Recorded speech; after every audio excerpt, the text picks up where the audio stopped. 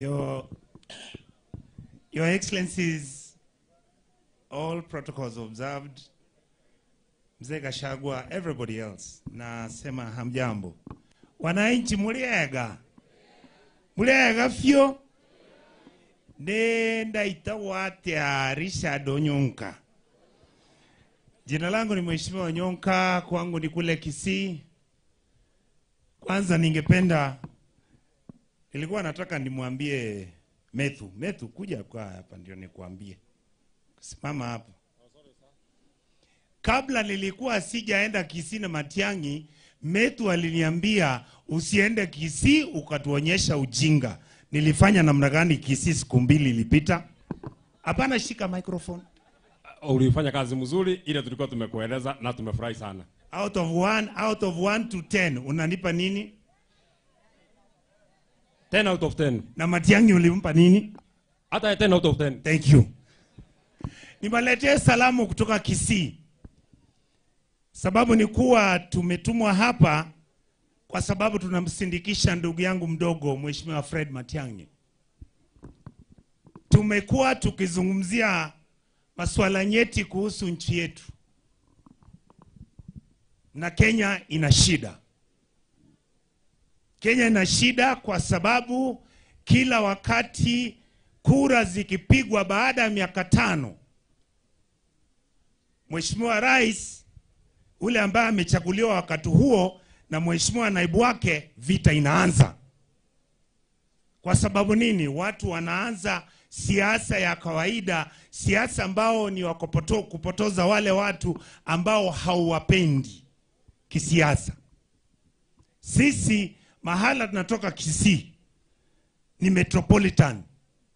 Tuna jamii zote, Mkikuyu, Mkisii, Mluya, Mjaluo, kila jamii iko pale Kisii. Na tumeamua tunataka siasa yenye sera za kupanga maendeleo na kuhakikisha Wakenya wa kawaida, wale maskini, wamepata riziki na wamepata uongozi mzuri kutoka kwa serikali. Sasa last election sisi tulikuja tukawaambia Karuto akawezi, mkabeba yeye. Asante kwa kuachana na yeye. Jipigie makofi. President William Ruto has never understood, so let me tell him, leadership is not how you behave when you have power and you are not expressing your intent and reason for that power. Leadership is when you come with integrity and honor, carry yourself with responsibility and care, take Kenyans and treat them with candor and respect, and they will respect you. Right now, nobody respects you, boss. They are finished with you. Kule Kisii, Mheshimiwa Rais, uliona leo ulisema utakuja mpira wa Shabana. Sikujua kama ulifika pale, lakini uliona ni kubaya, ni kunoma. So kule Kisii pia tunasema siku hizi Ruto must. Ukitaka pesa za wanafunzi wa chuo kikuu ziingia hapo on time, Ruto must. Ukitaka maendeleo ya Kenya ambayo will be fair, equitable, ambayo itasambazwa kona zote za nchi yetu, Ruto must. Ukitaka kuandika watu kazi ambao hutumii kabila lako, ambako hutumii pesa zako, lakini unampa mtu kazi kwa sababu amesoma na kujifunza na kabila lake si muhimu hasa ila akili yake, Ruto must. Sasa kule Kisii tumesema we respect our leaders, we understand who they are. Kalonzo Musyoka, great man. I've worked with him during President Kibaki's government. Fred Matiang'i, young man, worked with President Uhuru. Wengine wenu hapa mjui, Matiang'i alikuwa anasimamia kuandika sheria kule bungeni miaka 11 kabla hajachukuliwa na Mzee Nyachae kuwa PA yake. Mzee Nyachae akampatia nani? Kwa Uhuru. Unaona vile jamaa siku hizi amekaa bondi. Si mnaona? Ni mtu ana heshima zake. Ukiangalia, nianze kutoka ile kona, angalia waziri ambaye alikuwa anafanya kazi na Mheshimiwa Uhuru. Wonderful lady, intelligent, candor, honest, sincere, motherly quality of governance. You come to Mheshimiwa Kipruto Kirwa, former ambassador to Somalia, mtu ambaye amesoma. Siku moja nilikuwa naenda kwake nikamuuliza, boss, yes, nimekuja unisaidie pesa kidogo kwa sababu natafuta kura. Kipruto Kirwa akaniuliza, Richard, lakini wewe mbona ukai kama baba yako? Si ndio mzee? Nikamwambia, unajua baba yangu ndiye alikuwa original, mimi ni photocopy. Mzee Kamanda, incredible man, wonderful history. Eugene Wamalwa, my brother, my friend. Mimi na Eugene tunakaa Trans Nzoia. That's the spirit. Mzee Kalonzo, I've already said. Martha Karua, the Iron Lady, the incredible human rights defender, wonderful minister. We respect you. Mzee wa Mnyoro, unajua mimi singe kupigia kura nikutoe. Kuna Senator Wanyeri ndiye alikuwa niambia ati wewe ni mwizi. Sir, I'm apologizing, boss. I'm very sorry. Nilikuja kugundua hiyo ilikuwa setup ya system. I'm ready to work with you and we will deliver. Mama Mzee, thank you for the excellent work you've done. Mzee Justin Muturi, Speaker of the National Assembly, nitawaambia leo yale maneno Muturi alisema kuwa mtoto wake alikuwa abducted, the son was going to be killed. Muturi told me and I told him, go ahead and reveal this man, if he kills your son, he can also kill you. Tulikubaliana hivyo? Ndio. Nimeona Deputy Mr. Governor of Nyeri. Thank you, sir. My senator friend, nashukuru sana. Nilikuwa nimeongea na Rinturi. Nilimuuliza, Rinturi yake ya Mungu, you are my brother. Si uniambie kama hiyo fertilizer uliiba ama hukuiba.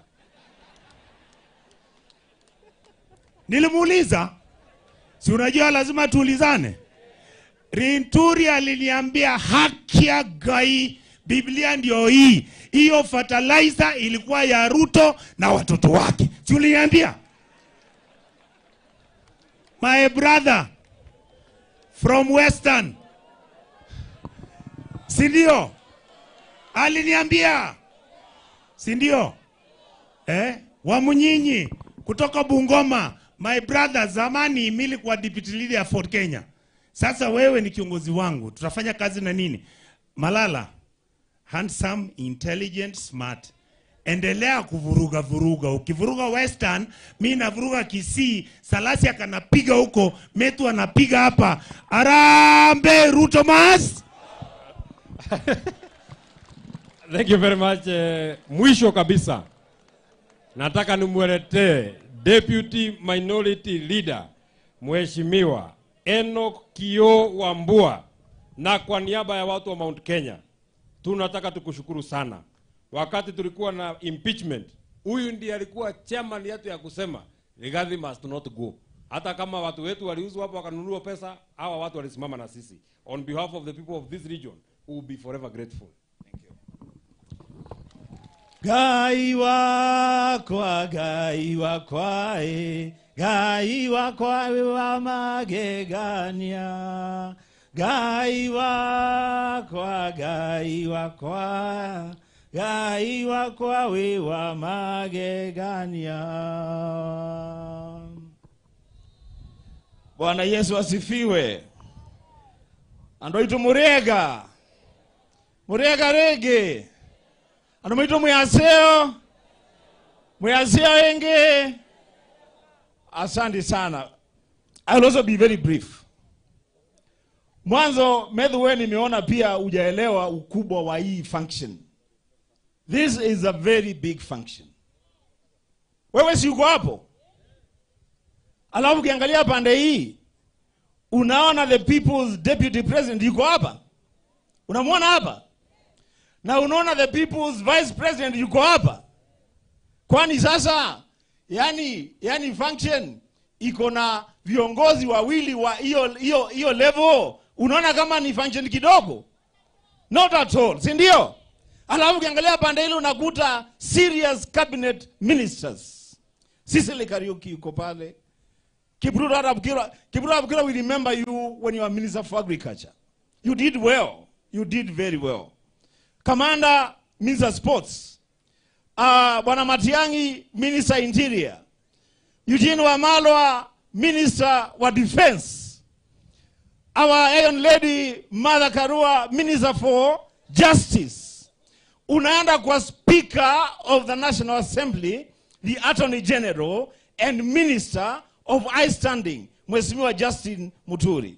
Unaenda Governor Kaiga. Unaenda pale waziri wa Agriculture. Na huyu amesema leo akisimama atatuambia fertilizer ilikuwa ya nani. Atasema ukweli hapa. Si ndio? Tujue hii maneno iko na tuweke maneno wazi. Mimi nataka niseme maneno mawili kwa William Ruto. Mwanzo, William Ruto, stop thinking that you can lecture us on what we want to do. Wewe fanya maneno yako vile unataka kufanya maneno yako. Wachana na sisi tujipange. Wewe jipange kutoka kwa State House, sisi tunajipanga kuingia State House. Sawa sawa? Usiwaambie ati hawa tukikutana ukabila. When William Ruto, you used to come to Mount Kenya region before the 2022 elections. Wakati huo ulikuwa unakaa hapa kila siku. Kwanza ulikuwa umeanza kuongea hata Kikuyu. Sasa leo watu wengine wakiungana na Wakikuyu inakuwa ni ukabila. Stop it, my friend. Wewe jipange vile unatoka, si unajipanga vile tunaingia. Ya pili kwa viongozi wetu, kwa sababu this is very important.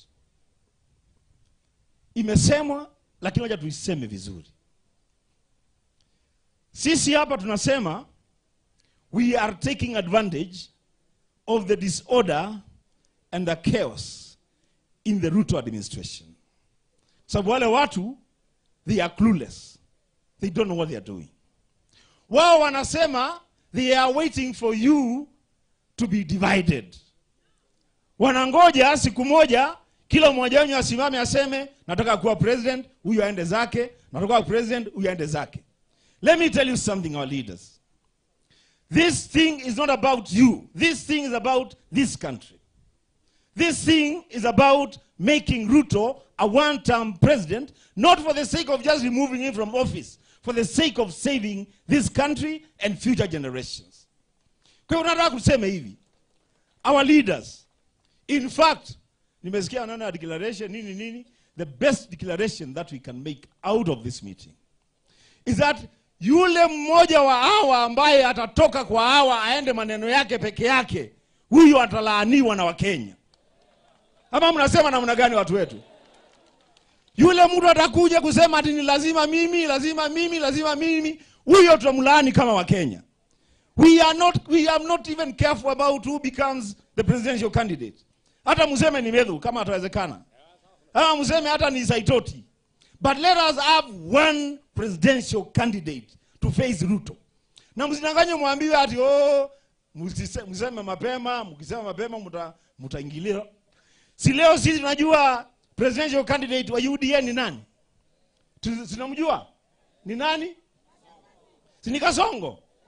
Sasa kuna shida gani sisi tukisema tunajua who our presidential candidate is in good time, so that tujipange vizuri.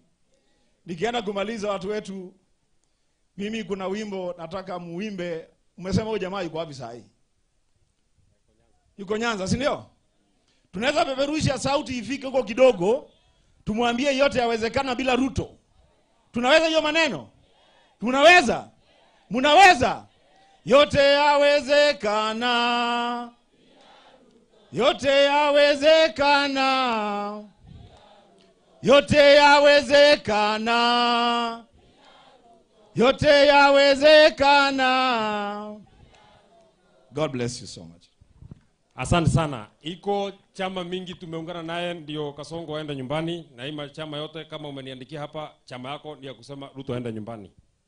Chama ya Mabadiliko Party, SG yake ako hapa anaitwa Teddy Kenyatta. Chama ya Farmers Party, SG yake Bwana Kimangu ako hapa na wanasema aende nyumbani. Chama ya Jubilee Party ya Mheshimiwa Uhuru Kenyatta, Executive Director yake ako hapa anaitwa Polycarp Hinga, na hata hao wamesema, na hata chairman ako hapa najua atapatiwa nafasi na mimi najua watu wanasema Kasongo aende nyumbani. Mimi sitaki niseme maneno kuzidi hapo. Najua kuna viongozi kidogo wamebaki na wengine wako na kilo mingi kunipita. So hiyo watu ya kilo mingi kunipita hata hao watatambuliwa na watu wako na kilo mingi yenye natoshana na hawa. Hao wote wenye wameongea mimi niko na kilo mingi natoshana na hawa. Hakuna shida, kuna mtu anaweza kuniletea. Hata huyo Kinyo mwenye ananiletea vurugu hapa, hata mimi niko na kilo kama yeye. Lakini mimi nataka niwaambie tu kitu moja. William Ruto alienda mahali inaitwa Northeastern. Nyinyi mnajua. Akadanganya watu. Barabara itaanza Mandera, iende Samatar, iteremke Ruak, iende Mandera, iteremke. Nyinyi mnajua hiyo habari? Simuliona vile alidanganya? Hata na sisi tutamtengenezea barabara yake. Na yake itakuwa sure bet.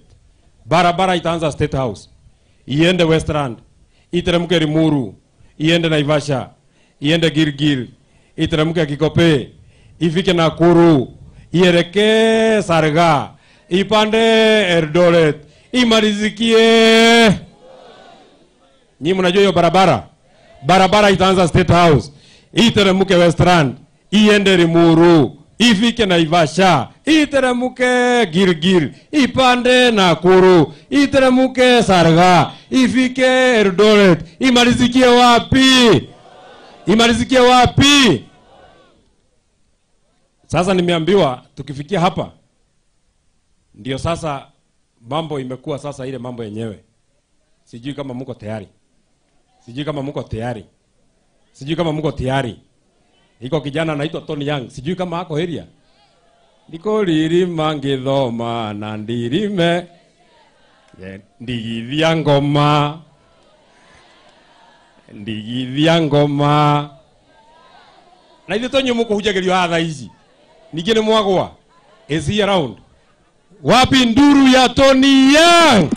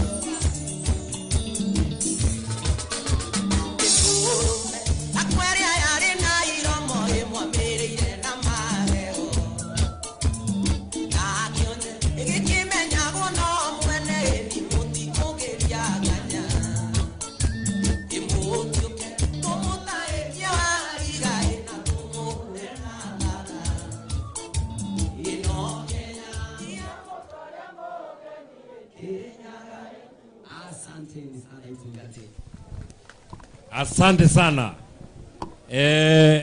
Tony Young atigio gibuko kimwe mwaremo guikarania na gacagua na ndari meigua tai no kamundu kau na numono rakaigana no rakacekete ri coge wigue kaina ate kaba kimama ri kamundu gakona ile muthigwa kamundu gatati wega. Mimi nikifika hapo ili niwalete wengine, nitaleta gavana wa kaunti ya Nyeri, gavana mheshimiwa Mutahi Kahiga. Kama mbaya. Asante sana Mheshimiwa Medhu. Ati kama mbaya, excellencies ambao wako mahali hapa, Excellency Rigathi Gachagua, Excellency Kalonzo Musyoka, Martha Karua, viongozi wote walio mahali hapa, MCAs, MPs na kila mmoja na wananchi muriaga. Hamjambo? Wa Munyoro oe. Mko? Asanteni sana. Mimi nataka nichukue nafasi hii kwa niaba ya watu wa Nyeri, nianze kwa kukaribisha wageni watu wote hapa wa Munyoro. Mimi ndiye governor wa Wamunyoro. Asubuhi saa 6 na jioni tuko pamoja. Niwaambie tunapenda wageni na tumefurahi kwa sababu mmekuja. Tumwambie mtoto wetu Rigathi Gachagua asante sana, kwa sababu ingawaje ile mara ingine uliamini mtu ukatupeleka kasafari, lakini akarudi akatugeuka. Sasa umetafuta marafiki, na ningetaka niambie hawa marafiki, if there is something you can take to the bank, it is the word of my community. Tuliambiwa kwa siku kadhaa kwamba sisi hatuwezi tukachagua sijui nani.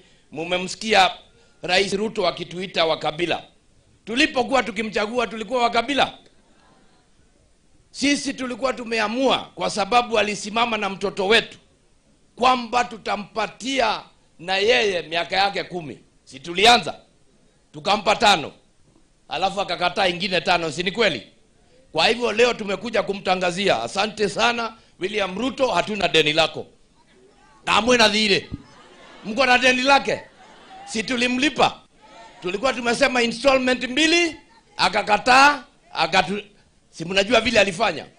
Kwa hivyo ningetaka niambie wale watu ambao wamefika, kina Fred Matiang'i, Kalonzo Musyoka, akina Wamalwa na wale wengine wote, that we are looking upon you people kukomboa taifa hili. Kama mlivyosikia tangu asubuhi tumekuwa tukiongea vile tulidanganywa, vile tuliambiwa, na mpaka hata sisi saa zingine tukikutana na Medhu tunaulizana, hebu fanya kichwa hivi, bado ilikuwa inatupeleka wapi? Na hii kitu lazima isuku ama namna gani? Lakini we kama hetia timahetia gucokera niki ithuĩ tucokia kara haria twarumeirwo. Ile tutianeanire Rigathi ari mugima, twacokeirio ari ki? Ari thibitari githe tiguo? We want to tell President William Ruto tukiwa hapa Nyeri, Mr. President, unaweza chukua pesa zetu, we shall forgive you. You can even take our land, tutakusamehe. But we shall never ever forgive you for betraying us and messing our son. That one peleka hata wapi? Hakuna. Hata kama Mungu akikusamehe as a community, we shall never forgive you. As many as of that opinion say aye. Number 2, our agenda now, na tugokera kiroko tene. Tugokera ke? Kiroko ke? Na tugokera guthie gwika atia? Tondu ithuĩ tuokerire tene tuguigirira gitĩ-inĩ ukakataa. Now we shall wake up very early and we shall make sure that we are sending you to Sugoi, uende ukaamue vile utakaa, ufikirie, uone vile utaenda nasi. Nimalize kwa kusema hivi, viongozi wote ambao mlio hapa tunawajua nyote, and this combination put together, kuna mambo yamezungumzwa hapa. I want to call upon all of you leaders in this country. Selflessness must be the key.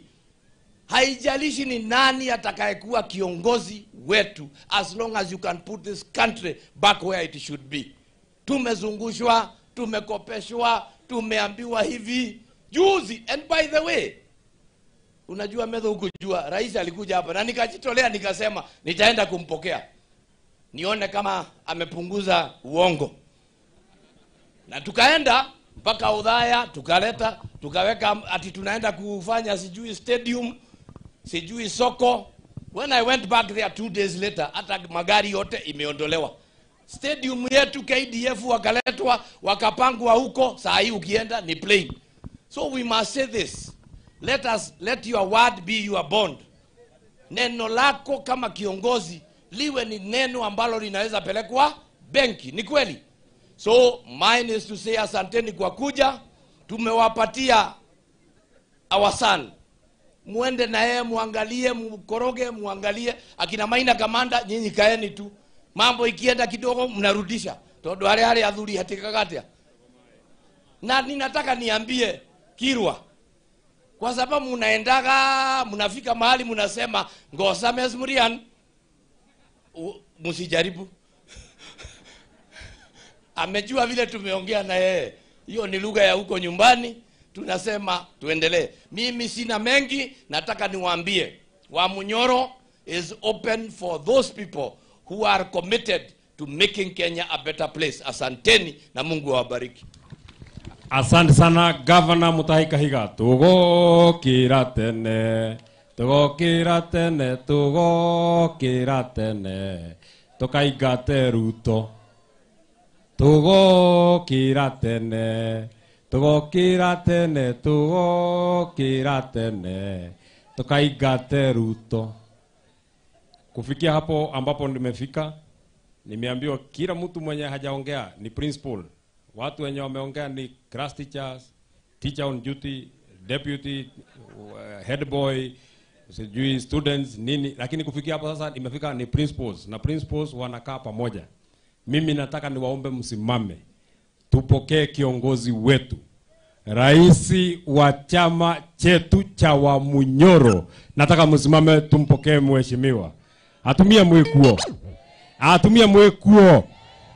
Misi aligathwa Gachagua cigana. Rwa mbere. Rwa keri. Rwa gatatu. Rwa kana. Rwa gatano kuikia. Wapi nduru ya Wamunyoro? Itweno itwe twari kuona no idwaya. Twehete iwone andu othe nginya mburu. Tukiohwo tugethamio na no idwaya. Badilisha hiyo weke moja.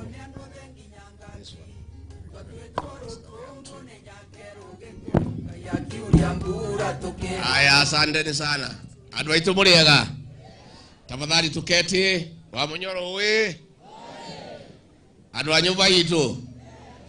Andũ a nyũmba itũ. Andũ a nyũmba itũ.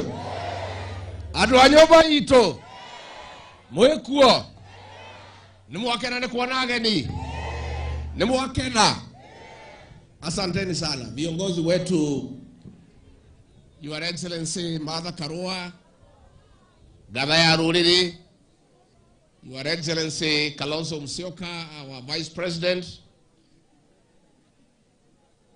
waziri wetu wa usalama chini ya Rais Uhuru Kenyatta, Dr. Matiang'i, waziri wetu wa ulinzi chini ya Uhuru Kenyatta, Eugene Wamalwa, mawaziri wale wote wa zamani wamefika hapa, waheshimiwa wabunge, waheshimiwa seneta, viongozi wetu wa kanisa, wale ma-MCs wote wamefika hapa. Wamunyoro, hamjambo? God is good and all the time. Haya, gaidia isiana na mwathani agoshwo. Asanteni sana. Mimi nataka nichukue nafasi hii niwakaribishe hapa nyumbani kwa niaba ya Pastor Dorcas na vijana wangu Kevin and Keith. Niseme karibuni hapa nyumbani. Tangu asubuhi mlifika hapa mapema. Najua timu yako wanamutigire kama mundu wakome. Kai muraira na iratu. Jigwire mukeira guku thina ashara. Asanteni sana. Mheshimiwa Martha Karua, gava yetu, kiongozi wetu, katika jamii na katika Kenya. Nilikuja pale kwako Kimunye kukutembelea nikiwa na wazee, na ukasema unataka kuja Wamunyoro pia ukuje na wazee kunitembelea, na ukasema hutakuja peke yako, ukatafuta viongozi wa kitaifa wakakusindikisha hapa. Nataka niseme kwa niaba ya familia, kwa niaba ya watu ya Wamunyoro na watu ya hapa Ruguru na Mathira, karibuni sana wageni wetu. Na hao watu ya Wamunyoro na Ruguru waliposikia niko na wageni, wakasema siwezi kuja kulaki wageni peke yangu. Wakakuja sisi, wakasema tunapenda wageni, tumeshinda hapa, tunangoja nyinyi, na tunasema mumekaribishwa tena na tena. Mkitaka kulala, nyumba hapa ni kubwa, na hapa chakula ni mingi, na kama mtalala asubuhi, mkiondoka saa 1 mtapatana na ndovu zikirudi kwa msitu kutoka kutafuta chakula. Kwa hivyo mimi niseme asanteni sana, na mimi niseme machache, nialike viongozi. Tuko na viongozi wengi sana hapa. Mimi nataka kusema tumeungana na hao viongozi kutafuta dawa ya Kenya, kwa sababu tuko na shida. Ile serikali tuko naye ni ya biashara na wizi na uongo, na Wakenya wametuambia tushikane zote, tupange siasa yetu, tukienda uchaguzi tumtoe huyu Kasongo, tutafute kiongozi mpya aunde serikali ambayo ni ya kusaidia Wakenya. Niko tuigwithanetie. Na mimi niseme nikiwa hapa Mlimani, mimi nimefurahi sana leo. Huyu William Ruto alipotufukuza kwa serikali na hao viongozi Justin Muturi, Mithika Linturi na mtu yeyote ambaye ni wa hekima na ako na msimamo katika mlima, alikuwa ameanza kupanga majamii zingine vile zitatenga watu ya mlima tukue isolated. Alikuwa anataka kupanga ile inaitwa 40 versus 1 vile alitupangia mwaka wa 2007. Kwa sababu hiyo mambo ya 2007 ile ilikuwa ya Pentagon, architect yake ya kutenga watu ya mlima alikuwa ni nani? Ni huyu William Ruto. Alikuwa anafikiri akinifukuza na hawa viongozi atakuwa na nafasi, kwa sababu amebaki na vibaraka pale wale yesa, atatupangia majirani na makabila zote waungane, watunyanyase na watutenge. Lakini wa leo tukiwa hapa Munyoro, hiyo mpango ya Kasongo ya kutenga watu ya mlima imesabaratika, kwa sababu katika compound hii ya hapa Munyoro, Kenya iko hapa. Tuko hapa na Dr. Stephen Kalonzo Musyoka, mpigie makofi, ambaye amesema anataka kuwa rafiki ya watu ya mlima. Mumekubali ya kuwa rafiki yetu? Na huyu Kalonzo Musyoka na watu yake waipa, sisi kama jamii ya mlima tuko na shukrani. Siku Kasongo ametupangia kutuhangaisha pale bunge na senate, na akanunua ma MPs wetu wote shilingi 1,500 na senator milioni 10. Stephen Kalonzo Musyoka na watu ya Wiper mulisimama na watu ya mlima, tunataka kupiga makofi na kusema asanti, asanti, asanti. Na sisi wa excellency ni watu ya shukrani. We remember good deeds. One of these days utakuja kujua sisi ni watu wangwana. Sisi tunajivunia leo huyu Kasongo alitaka kutenga sisi. Wa leo tumekaa hapa Mlimani, tuko na Eugene Wamalwa kutoka Mlembe Nation, tupigie makofi. Tukiwa hapa tuko na Senator Seki, ameongoza jamii ya Wamaa, wamekuja hapa tutengeneze urafiki na watu ya Mlimani. Tukiwa tumeketi hapa tumepata mgeni Dr. Fred Matiang'i, akija hapa tutengeneza urafiki na jamii ya Omugusi.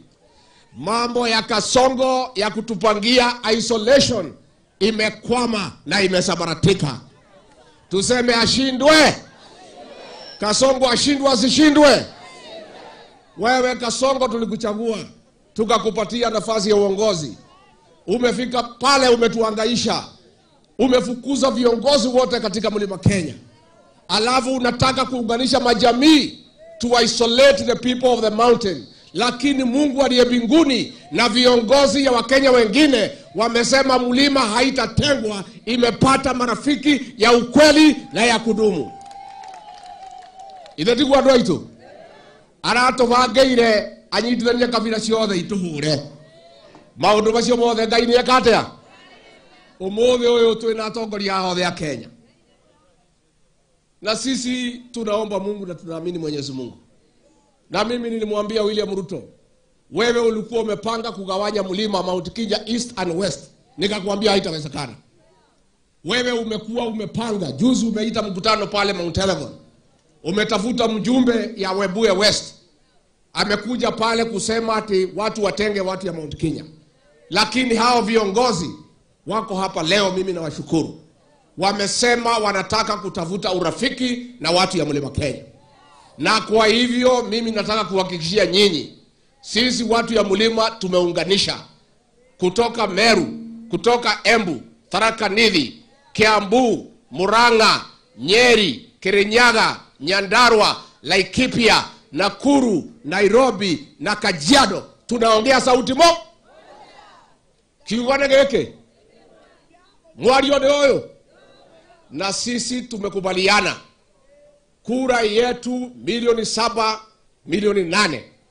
Tutakubaliana na hao viongozi, tutaweka kura zote pamoja, huyu Kasongo akuwe one term. Na mimi natangaza hiyo nikiwa hapa Monyoro. Sisi watu ya mlima ndio tulikupatia 47% ukakuwa rais wa Kenya. Hii mlima hii ilikufanya wewe kuwe rais, ndio itakupeleka nyumbani. And Dr. Kalonzo Musyoka, Eugene Wamalwa, Fred Matiang'i, my sister Martha Karua, I want to assure you, this mountain is one. And we have only one agenda, to join the rest of Kenya to make Ruto a one-term president. Because it's the right thing to do for this country. Kabla niite viongozi ningetaka kusema one thing. Nimeona wewe William Ruto jana umetuma vibaraka yako akina Faruk na hii kijana ya Kikuyu anasemekana ni bibi ya Ruto. Si mnamjua? Mimi niseme leo nikiwa hapa mlimani, wewe umetuma hao vijana kwenda kutukana kiongozi wetu, rais wa 4 wa Jamhuri ya Kenya, Mheshimiwa Uhuru Kenyatta. Tunataka kukuambia Ruto, wewe kama ni mwanaume, hapana tuma vibaraka kutukana Uhuru Kenyatta, tukana yeye wewe mwenyewe kama wewe ni mwanaume. Negwadwa ito. Neguo. Uhuru yako ruborege. Mimi niseme rais ulikuwa hapa juzi. Mimi ni kwa sababu ni muungwana na niheshimu ofisi yako, nikatoa mwelekeo kwa mlima. Nikasema usitukanwe na mtu yeyote. Nikasema usipigiwe kelele. Ukuje uongee na watu ya mlima, lakini walipe kwa sababu unakuja kuongea uongo. Si ndio? Si nilisema mchukue pesa? Mimi nikasema msikize uongo lakini Lakini wacha nikuambie William Ruto, ukiendelea kutumia vijana kutukana Uhuru Kenyatta, next time utakuja mlima, mimi nitatoa amri, hawa wananchi watakutukana wewe mwenyewe. Neguo. Lazima sasa kuanzia leo nikinge na kumlinda ndugu yangu Uhuru Kenyatta. Wewe William Ruto ulikuja hapa ukatudanganya na Biblia. Ukatuambia Uhuru Kenyatta ni mlevi, tukakuamini. Ukatuambia Uhuru Kenyatta ni mzembe, ukayangaisha serikali yake. Ukatudanganya sisi sote mpaka watu ya kanisa. Tukamkemea Uhuru Kenyatta ndugu yetu, kiongozi wetu. Tukamwaibisha, tukafanyia Uhuru Kenyatta madhambi yoyote. Tukakuja kujua wewe ulikuwa ni mbwa mwitu umevaa ngozi ya kondoo. Mimi nataka nikuambie William Ruto, I want to tell you from the mountain. Nataka nikuambie, I want to tell you William Ruto, hakuna vibaraka yako tena watatukana Rais Uhuru Kenyatta. You did enough damage to Uhuru Kenyatta. You misled all of us. We humiliated our son. We embarrassed our son. We cannot sit back and see you use your protege kumkosea heshima Rais Uhuru Kenyatta. Na mimi nikiwa kiongozi wa Mlima ni jukumu langu kulinda watu ya Mlima akiwemo Rais Uhuru Kenyatta ambaye ni kiongozi wetu. Negwadwa ito. Uhuru ni akoru morege. Uhuru ni akoru morege. Ile modo shedato hayanirie. Tukeruma Uhuru. Tukemwagira giteo. Tukemweka gishonoko. Uhuru ni akoru morege. And I want to say, and I am not joking. And William Ruto, you know me. Unanijua vizuri. Unanijua vizuri. I want to tell you. Yes. Mimi nikwambie. Wewe ukituma hiyo vijana tena kutukana Uhuru Kenyatta, ukifika hapa Mlimani, hawa mama watakupigia nduru, wazee watakupigia nduru, na vijana watakufukuza hapa Mlimani. Atimia mwekuo nemoka mugerabu nemoka gweka practice augerobu ni augerobu.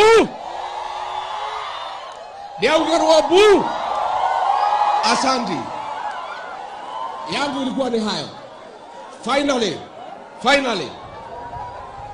Finally mimi nasema namna hii.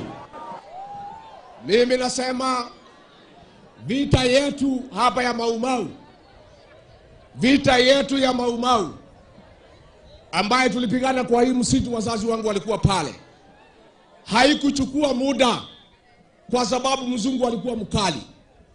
Hiyo vita kama ni mzungu ingemaliza mwaka moja. Vita yetu ilichukua muda kwa sababu ya Home Guards na Tokonia na Komerela. Kazi yetu ya kwanza, tukifukuza Kasongo aende nyumbani, wasaliti wote wa jamii watatangulia mbele. Negwadwa ito nemoka ingata Tokonia na Komerela na Ngati na Kamatimo. Na mimi niambia wale wote walisaliti jamii yetu, wale viongozi wote wanafuata Ruto wanasaliti jamii ya Mlima Kenya. Tukituma Ruto nyumbani mtatangulia. Finally nimwetwe na kiama kieru mwetayari nimoka Nairobi nimoka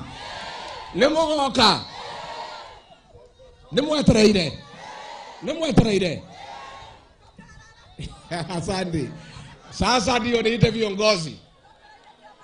Jaza ndio niite viongozi. Yado ito weka mahitia ti oru de weka hata. Na mimi nimeona wazee wetu wa Kikuyu Council of Elders na wale wa kiama tumeongea na dada wetu mother ambaye ndio tumepatia jukumu kutuunganisha. Aweke Kikuyu Council of Elders na kiama tuongee lugha moja, because we are uniting our people in purpose. Mimi ningetaka kwanza nimuite chairman wa chama cha Jubilee ile ya Uhuru Kenyatta, anaitwa Bwana Saitoti, akuje aseme jambo, just 1 minute, so that from there we can be able to proceed. Mheshimiwa Saitoti.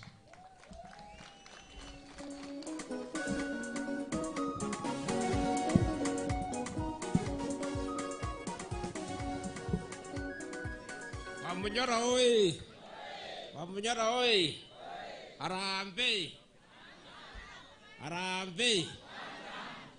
Kama vile People's Deputy President amesema, majina yangu ni Saitoti Torome na nilikuwa nafanya kazi kama PS ile serikali ya Uhuru Kenyatta, na nimefurahi leo kuona bosses wangu watatu.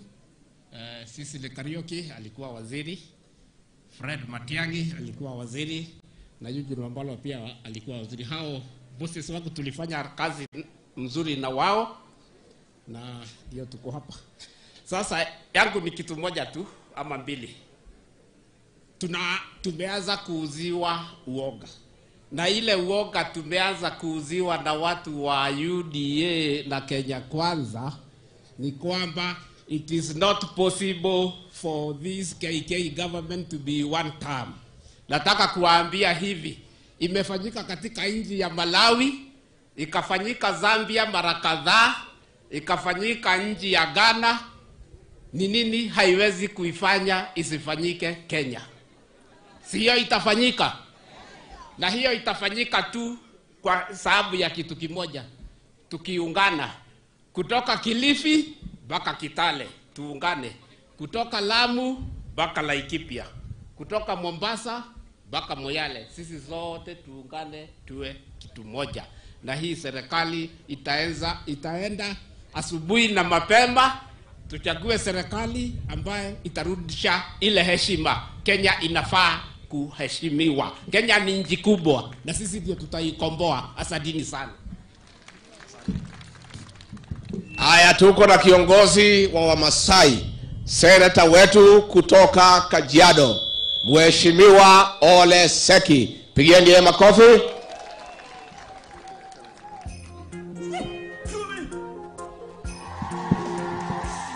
Asante sana.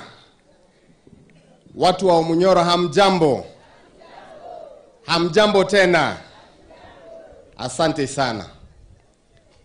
Your Excellencies, viongozi wote walioko hapa na wananchi na Wakenya kwa jumla. Mimi ninatoka Kajiado na mimi ni senator aliyechaguliwa na watu wa Kajiado, na ninasimama na Wakenya kwa niaba ya watu wa Kajiado. Tuko hapa kwa sababu tunaona mwamko mpya.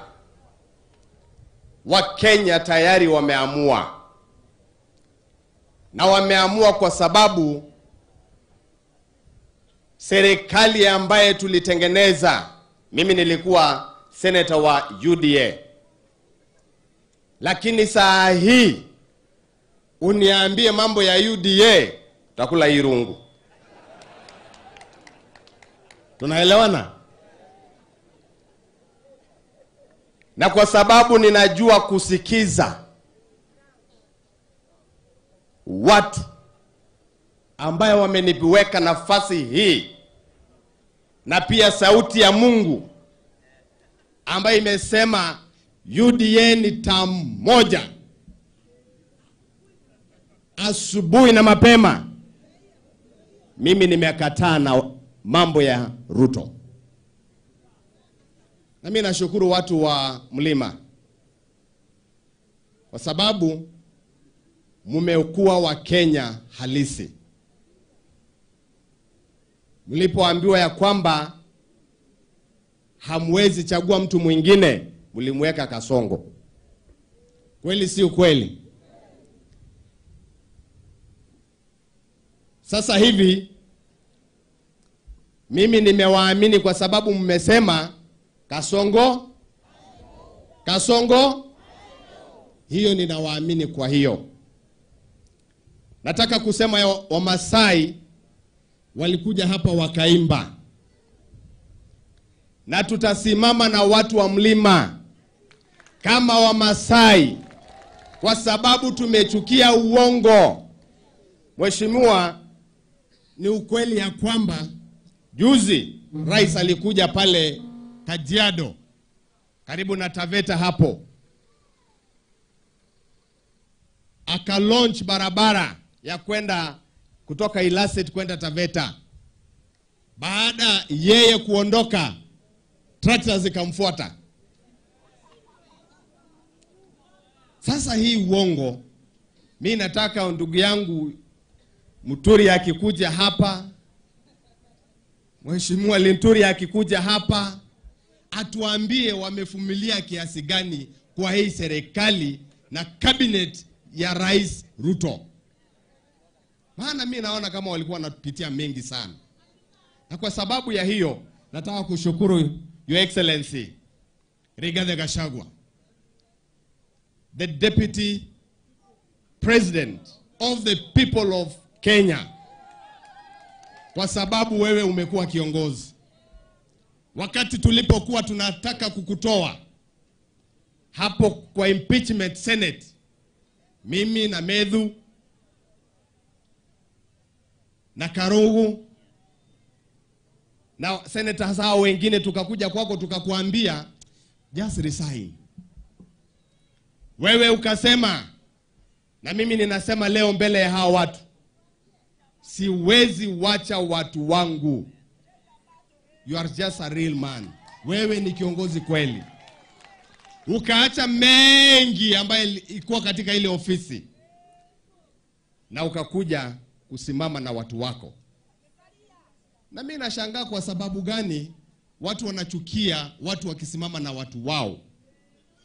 Wakati Raila alifukuzwa pale Ethiopia,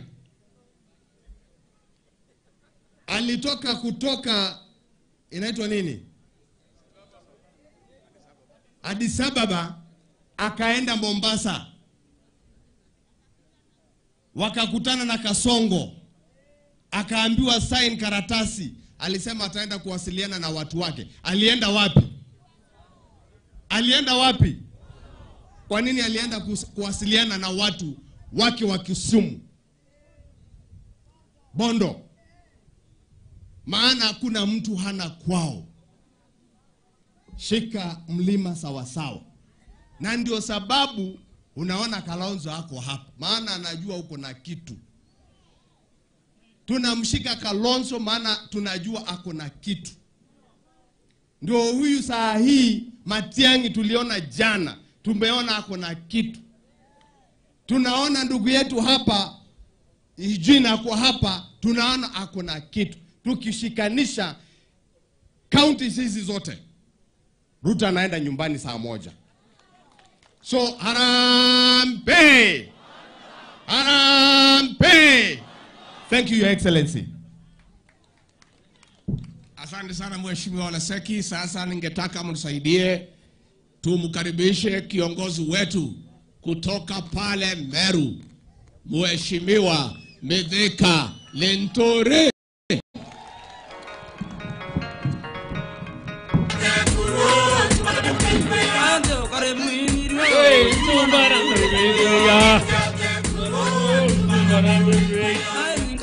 Asante sana.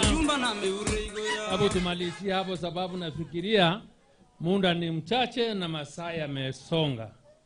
Kwa hivyo kwa niaba ya watu wa Meru tukiwa hapa wa Munyoro, nataka pia kusikia sauti yenu. Mumesema na tumekubaliana tukisema Harambee! Harambee! Kabla niseme sababu nitaomba ruhusa, sababu ningetaka kusema mengi sababu I've been challenged here. Inaweza chukua siku mzima. Lakini nitafupisha, tasema machache yale yako ya umuhimu zaidi hapa. Na sababu mkutano huu wa hapa siku ya leo wa Munyoro ni kuonyesha watu wa mlima, ni kuonyesha Kalonzo Musyoka, kuonyesha Eugene Wamalwa, Matiang'i, Kirwa na yule mwingine, wale wengine hapa, ya kwamba sisi kama watu wa mlima tutasimama imara, tuko pamoja, tutasoa sauti moja, na kwa hivyo mkirundi kule mnakotoka mjue mlima imesimama pamoja. Kweli ya murongo? I want to demonstrate this. Wale watu walitoka Meru hapa sababu mnajua Meru ni mtu mmoja lakini two counties. Kaburunjero, Nyaga, Boriaya. Hey! Hebu simameni hapa, watu wote wa Meru hapa wako hapa. Nataka Bwana Kalonzo Musyoka, Matiang'i na wale wengine hawa wachache, hakuna mtu ataongea. Lakini nataka mjue ya kwamba sababu Kasongo alikuwa anataka kundanganya na kuharibu mlima, akakosea pin ya kuingia kwa mlima, akaenda akasema ili tuweze kugawanyika, na tuwezi kugawanyika, our cultural ties our heritage as a mountain goes beyond or to time immemorial.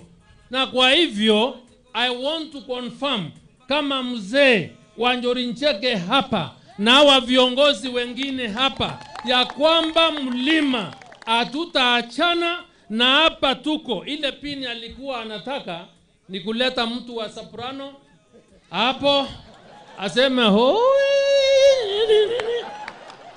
akifikiria atavunja mlima. Kwa hivyo hapa tuko na watu wa kaunti mbili, tuko na watu wa Tharaka Nithi na tuko na watu wa kaunti ya Meru. Tuko pamoja. Kwa hivyo msistuke. Bwana Nyaga ako wapi? Huyo ndiye anaongoza watu wa Tharaka Nithi hapa. Bwana Kaburu Njero hako wapi? Ako hapa. Hawa ni watu wamekuwa wakiomba viti vya uongozi, na hata wengine wako hapa. Ni vile hatuna saa. So I want to assure the team outside Mlima Kenya that Meru is intact. Meru is in support of one Mlima, na hata hapa tuko na deputy governor wetu ambaye alikuwa kwa Taita Asintochio, mjue tuko pamoja. So the message stays. Na musiwe na wasiwasi. Wale watu walisaliti jamii, wale viongozi tulio nao Meru, we have enough leaders to take over those seats, and these guys are gentlemen here. Tuko na Timothy hapa anataka kuwa senator. Tuko na mbunge kule Rendekiri anatoka. Tuko na bwana Karethi kule kwa Mutunga. Wengi wako hapa. Let us not waste time, but please appreciate that we Karo ako hapa. Unaona mama hapa mkali sana anapambana na yule mtu anaitwa Raimu. Kwa hivyo wale wote wameogopa kuja hapa ama kuungana nasi, msifikirie ati Wameru hawako. Wameru tuko Mumeona hivyo? And let me surprise you, tafadhali kaeni chini. Ujue uongo na upusi ambayo unauswa pale, na sisi ni watu wa Maumau na hatutishiki. Ni hivi. Juzi watu walipoitwa kule State House na rais, na ndio nimeshindwa kama viongozi wetu wako na akili ama ni uji wamebeba. Pale wamekaa wakaambiwa sisi tutafanya maendeleo, tutaleta barabara hii na hii na ile, lakini kwa bajeti haiko, na wanakuja kuambia watu serikali inaanza miradi next day. Wanaambiwa sasa usalama utandumishwa na tutamaliza mambo ya wizi wa ng'ombe, mambo ya mauaji kwa watu kule kutoka Egembe North, Tigania East, West mpaka Bori. And I want to tell you how serious this matter is. Because ilikuwa ni last weekend tulizika watu watatu ambayo walikuwa wameuawa kabla watoke State House Tuesday. Saa hii tunaposimama hapa, kule magaindi wamerundi, wameua watu, na tuko na watu mochari. Na yeye tunaambiwa tuko na serikali inatunza sisi, na wabunge na MCA wote wanaenda kupiga makofi. So your time has expired. Ama namna gani? Na raia sisi si eti ni kitu kingine tunasema. The people of Mlima waliama samani, sisi ndio tunafuata kama viongozi, because they know where they want to go, and now we have a leader to take us where we go, and we have agreed. Na vile tunaongea, si unaona wa Munyoro tuko sawa, na tutasaidiana. Tutafanya nini? Tutasaidiana. Kwa hivyo Mheshimiwa Kalonzo Musyoka na wengine, you can be sure sisi tukisema tumesema.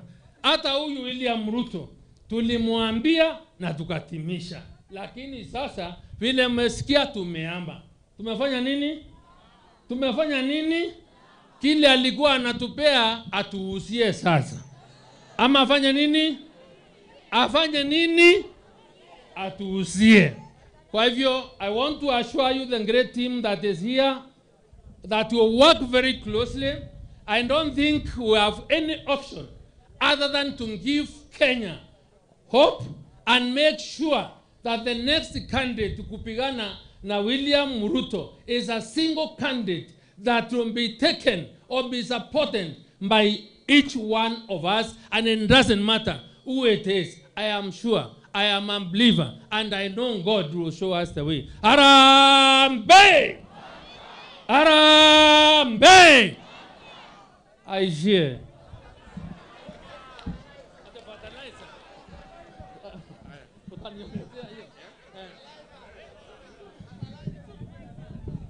Sasa kama ni mambo ya fertilizer boss nimepewa nafasi.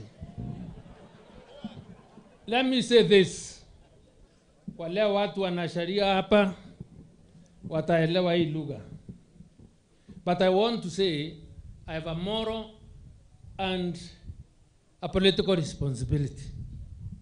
But kama ingekuwa ni sheria, ningesema that matter is res judicata. And because I've been challenged, hii story ya mambo ya fertilizer sio story ya Linturi,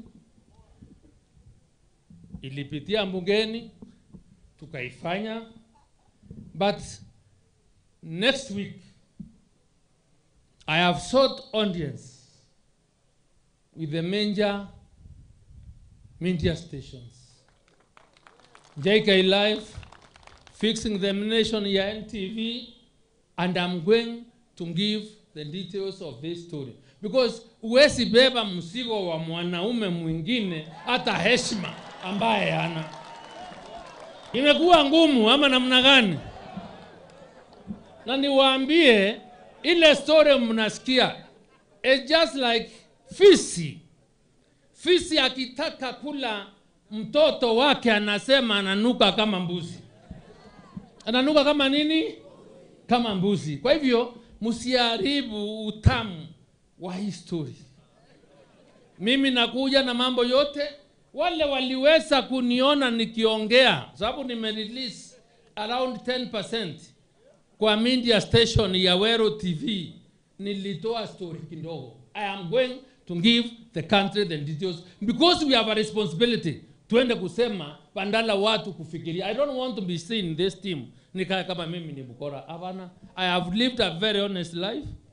My father taught me well, and my mother prays for me and is a catechist. So I am going to say as is, regardless of the consequences, because I have a conscience. Asante sana, Mungu abariki. No tuthiete wega. Nimukwenda kuigua njamba ya kuria Embu. Nimumiui. Itagwo atia? Mheshimiwa Speaker, Attorney General Justin Bidan Muturi.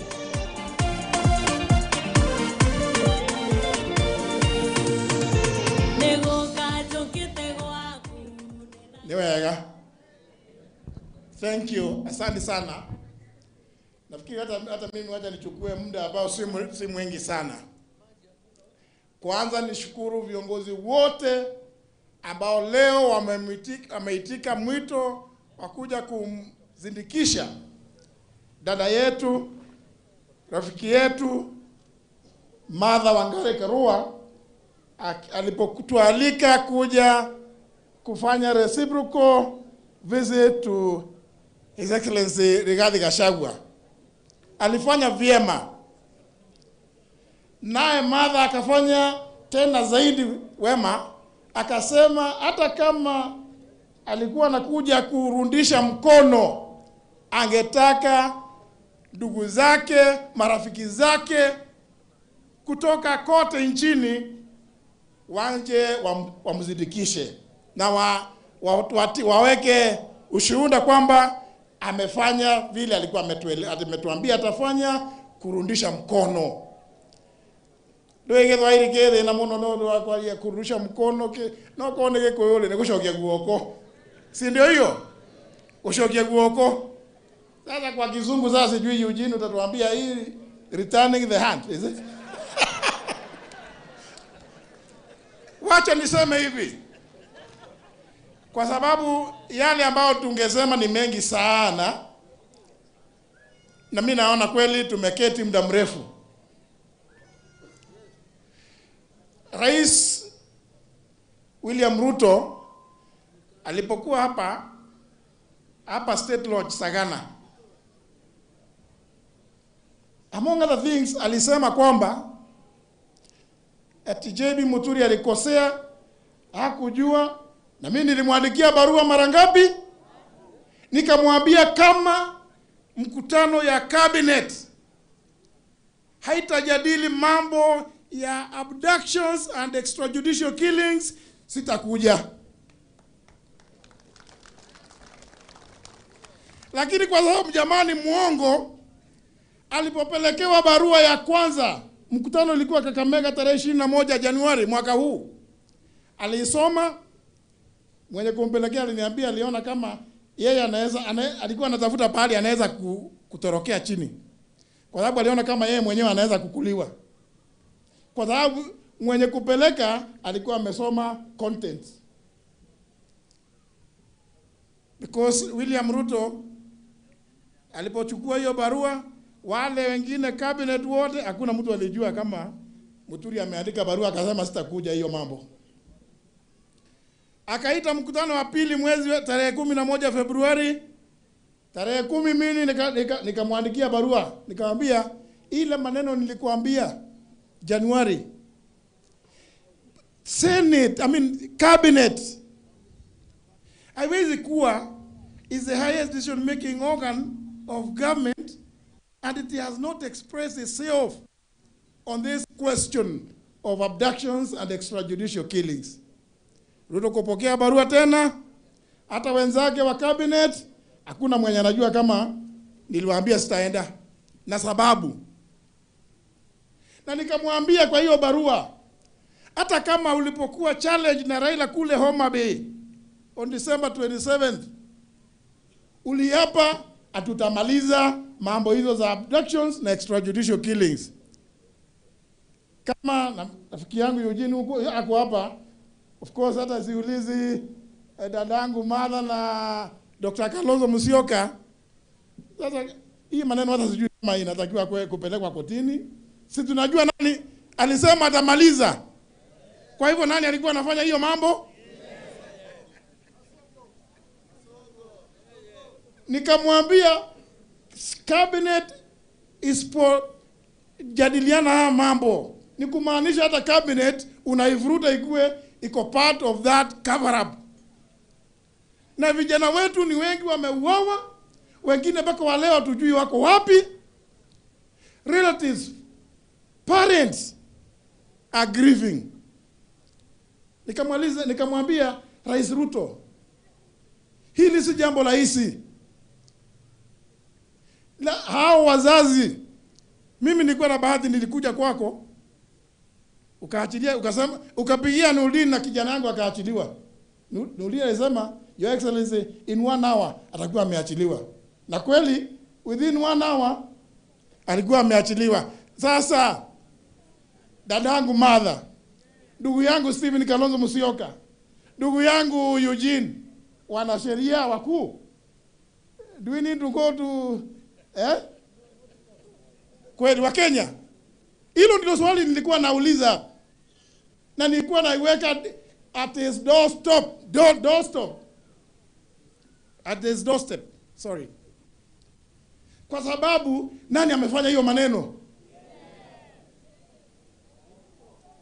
Alafu ati anasema watu wakikutana wakuwe na agenda ya kuambia watu ati yeye atakuwa ataongea yake, iko mtihani itakuwa ikifanywa, ati watu watajua ati ameweka hospitali, amejenga manyumba.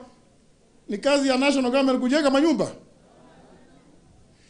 Na Wakenya, mimi nataka kutoa mjadala leo. Tuacheni governors, ndugu yangu rafiki yangu Kahiga. Hii mambo watu wanajifanya ati kila siku, hata nimeona rafiki yangu Kangata ati ameenda kotini ati mpewe pesa ya kupeana basari kwa watoto. Hebu niulize, MCA anasema anapeana basari, MP from the 290 single member constituencies anapeana basari, woman rep anapeana basari, governor anapeana basari, minister anapeana basari, president anapeana basari. Wapi formula ya kupeana hizo basari? Why are we reducing ourselves? Ruto has made himself an imperial president. Watu hawa kienda pale kwa kupiga magoti.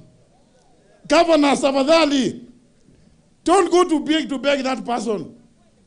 Mtu mmoja ati mkienda pale, ati governor mkienda, tafadhali tungetaka tupewe. Kwani ni tafadhali, si katiba inasema mpewe? Rais Kibaki gave us free education. Can we implement free primary, free secondary education? Tuachane na mambo ya bursary. Hiyo pesa ipelekwe kwa mashule. Kwani hiyo iwezekani? Dr. Fred Matiang'i, I'm very happy about what you did in that ministry. I mean, we know how many children are in school. Hii mambo ya bursary we are being put to be beggars.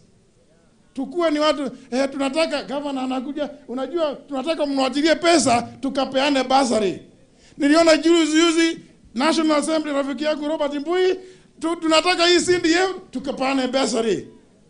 Jameni, hii lazima tukome, na itakoma tu kwa njia moja.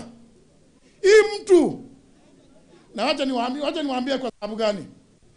Ruto ako na bahati kubwa sana, kwa sababu he is the only person who rose to be a deputy president or second in command in this Kenya who ascended to the presidency. See, you're number one. Eh? But he is also the first president to impeach his deputy. Akawa namba yao nyingine. Ni kweli? Now he is going to be number one in being the first president to do one term. Kwa sababu anapenda kuwa number one, kutoka hapo wa Munyoro leo tumemwambia hiyo number one yako utazidi, tutakuongezea. You will be number one president to do one term. Harambee! Harambee! Asanteni sana. Mungu awabariki.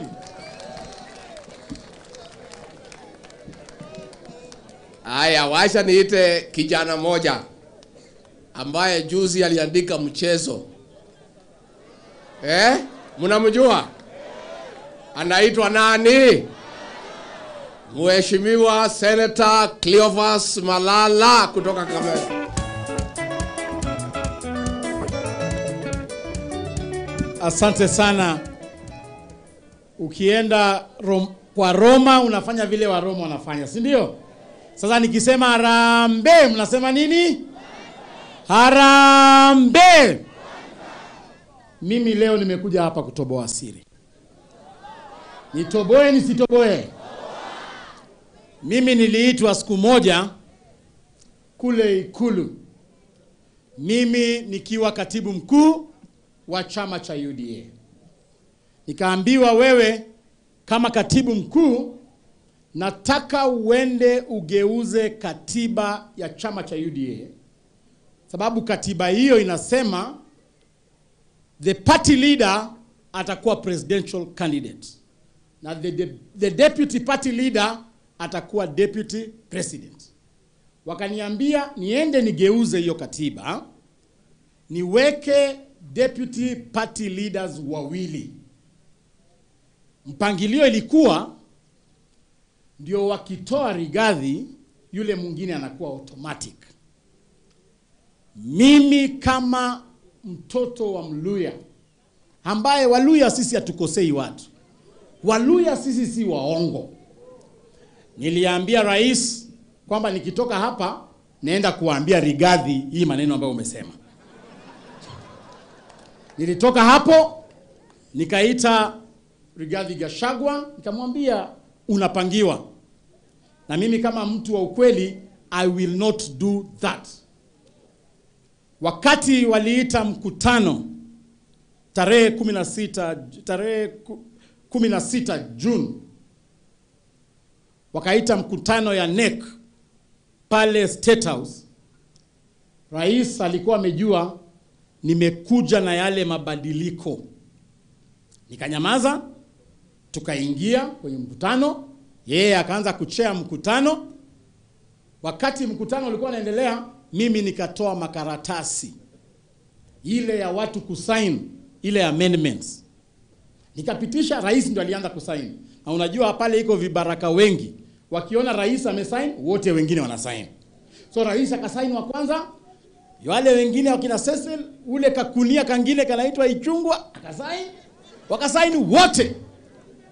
Lakini hawakujua kwamba mimi ile karatasi nilikuwa nimeweka hapo juu ilikuwa inasema we shall only have one deputy party leader who is Rigathi Gachagua.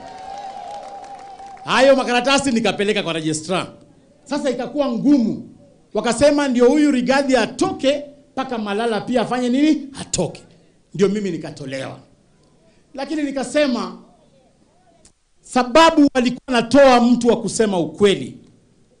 Nataka kukumbusha Wakenya, Rigathi Gachagua alitolewa kwa sababu ya kuambia president awache kuua majenzi. Nataka kuwakumbusha Rigathi Gachagua alitolewa kwa sababu ya kupinga ile finance bill. Mimi leo nataka kubadilisha mitabendi kidogo. Mumesema mambo ya Ruto must go. Lakini paka tuweke wakora wote pamoja.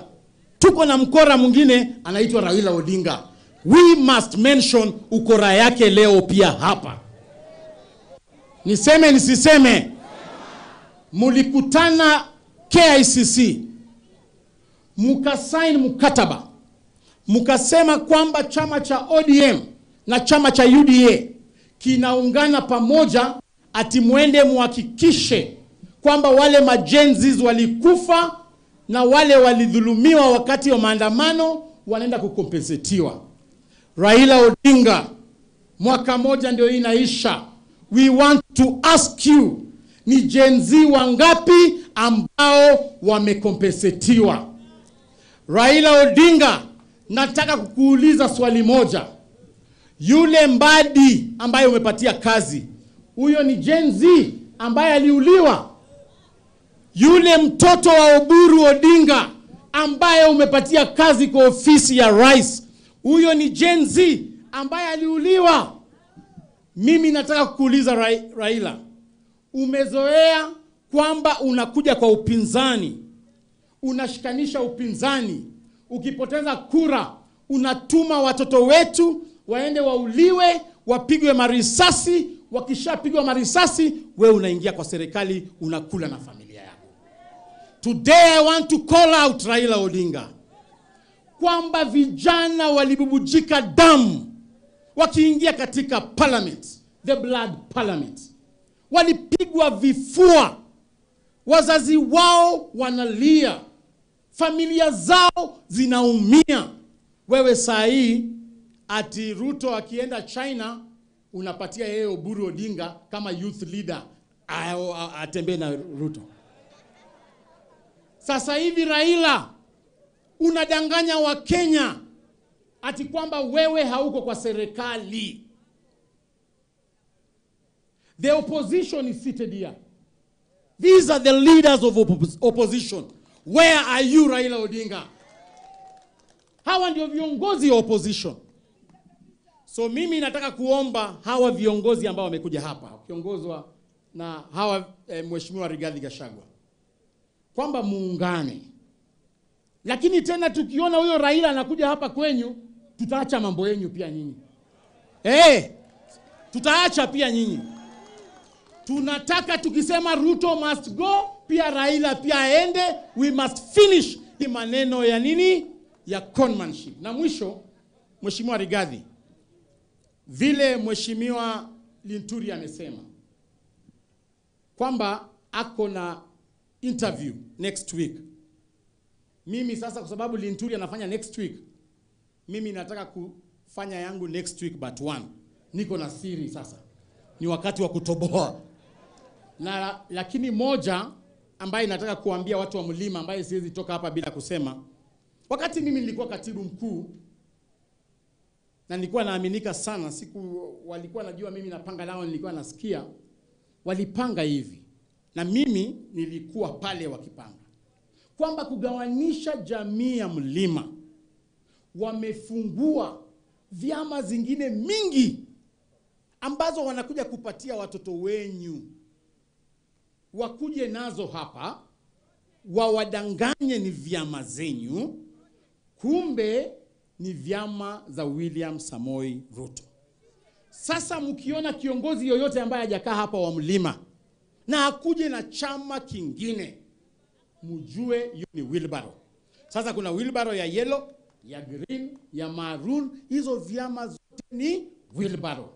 Na Mheshimiwa Rigathi, mwisho nimesikia Mheshimiwa Junet Mohamed akiwa kule Nyanza amesema kwamba ati hii muungano ni muungano haina sababu. Mimi ningependa kuuliza Junet Mohamed, wewe uko kwa muungano na serikali ambaye inaua wabunge wenyu na risasi kwa barabara. Sasa kati ya hii muungano na muungano ambayo nyinyi mnauana, ndugu yako wako mochari, bado unapigia makofi wale watu ambao waliua ndugu yako. So I want to tell you, Junet Mohamed, wacha kufanya biashara na damu ya watoto wenyu. Asanteni sana. Asante sana. Sasa munisaidie tumukaribishe Mheshimiwa Eugene Wamalwa kutoka Mlembe Nation.